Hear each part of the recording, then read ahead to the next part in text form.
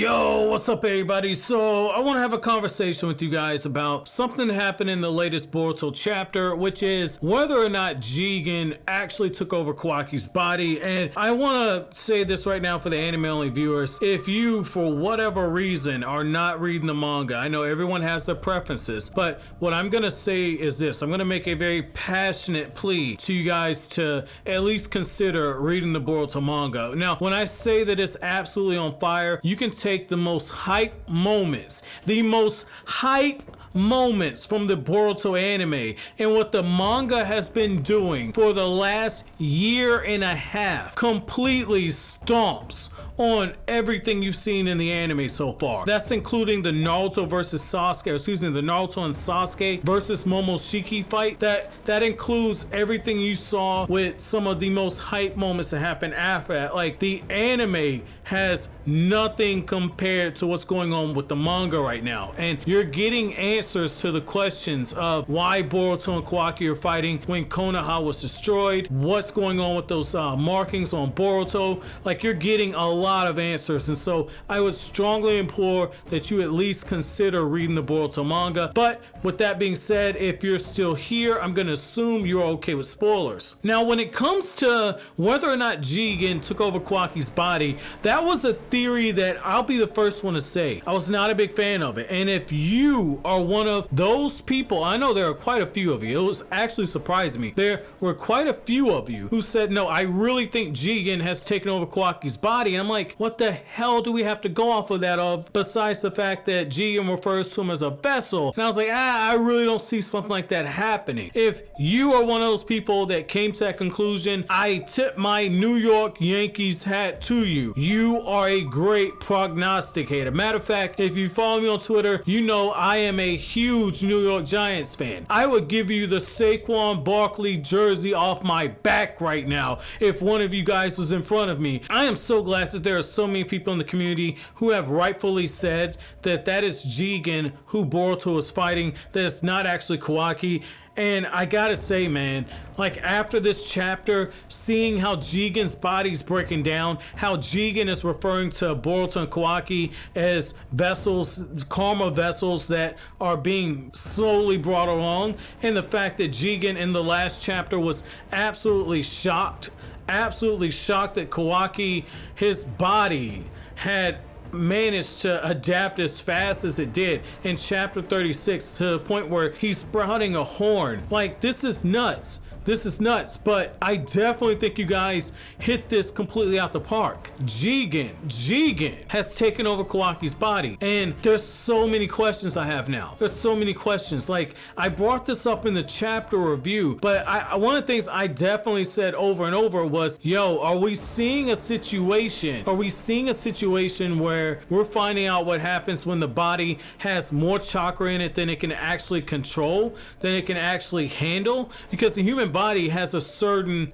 limit to it. Like, in particular, when you look at the concept of the 8 inner gates, like, the whole thing open up the first gate is you're taking off those inhibitors. The body can't use 100% of its power, because if it does, once it gets to a certain point, that's it. You shred every fiber in your body. And so that's something like this. Is going on with Jigen, where his body's too weak to contain the massive power of Ishiki or Sasuke. And the fact that this might be someone who is even more powerful than Kaguya, this is huge.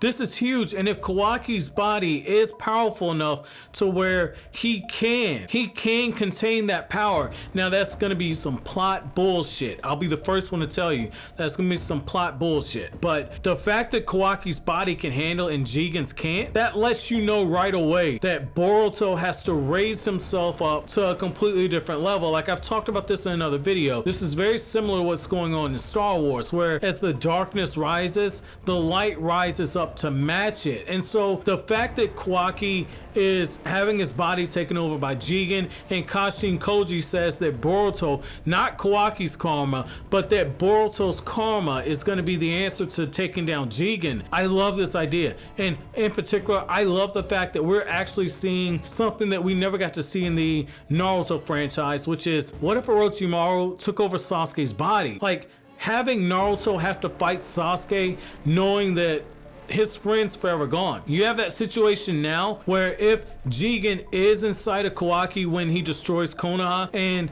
all of a sudden Boruto has to fight a close friend, someone that he's bonded with, Boruto's got to make a very strong decision. Is Kawaki's life, is saving Kawaki more valuable than getting justice for what happened with the Hidden Leaf Village? Like, Boruto's gonna have to learn that lesson that Naruto learned in the Pain arc. Like, this is gonna be good. This is gonna be good. Like, we're getting answers to where Kawaki sent Naruto. If that is indeed Jigen, it would completely explain why Naruto lets his guard down and all of a sudden Naruto gets sealed away again. Because Naruto has a soft spot for Kawaki. It's a soft spot. And I know somebody's gonna say, well, the QB could probably sense that something's not right. That's probably true, but we've also seen that when Naruto's guard's down, sometimes the QB will be napping inside of Naruto. So this could be one of those situations where they're both caught off guard. They're both caught off guard. So I mean, this is gonna be interesting, man. This is really gonna be interesting, and this is what I want to know. Like, if Jigen did take over Kawaki's body,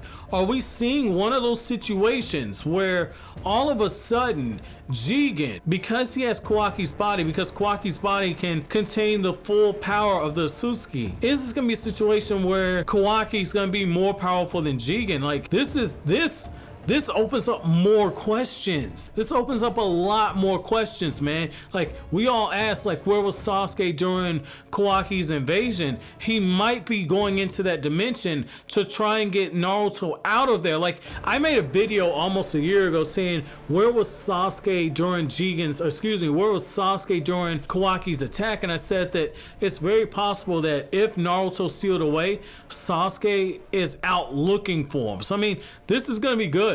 This is gonna be good. Like, I love what the manga's doing right now, but I want to know from you guys. I want to ask you guys two questions. First, what are your thoughts about the fact that this could be Jigen inside of Kawaki's body? And as a extension of that, so this isn't the second question, but it's an extension of that, how do you like the idea of Boruto having to choose between defeating Jigen, potentially killing him, and actually saving Kawaki? Like, which one do you think Boruto should make his top priority? Now, the second question I have is, how many of you guys, and be honest here, how many of you guys looked at everything that was happening and said, yeah, I think Jigen's inside of Kawaki's body? And when did you come to that conclusion? Because I mean, I'm very fascinated by this, man. I'm very fascinated. But as always, guys, if you like anything I had to say, don't forget to comment, rate, subscribe, share. Thank you so much for watching all the way to the end.